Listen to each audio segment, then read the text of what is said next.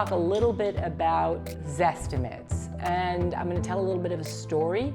One of my clients called me up this week and said, super excited, wanted to list his home.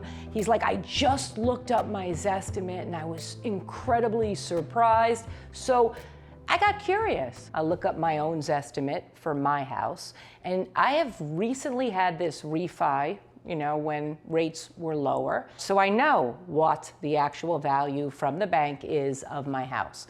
And the Zestimate on Zillow was actually 25% lower.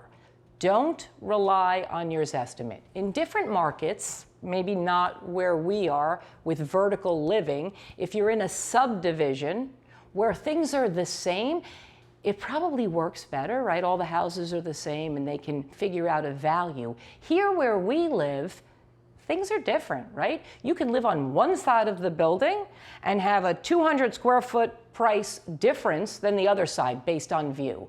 They take an average, right? Because we're in a small geography, and they give you a price, and it's wrong.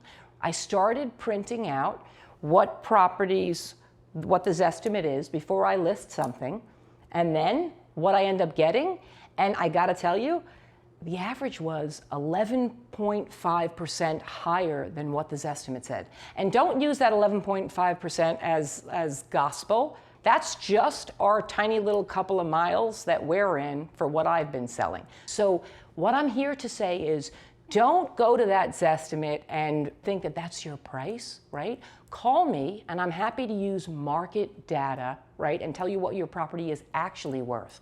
It's a little bit different. We're vertical living, and so you have property from 600 a square foot to 1,200 a square foot. In like a 2-mile radius, you could live on one side of the same building, but based on your view, there's a huge difference.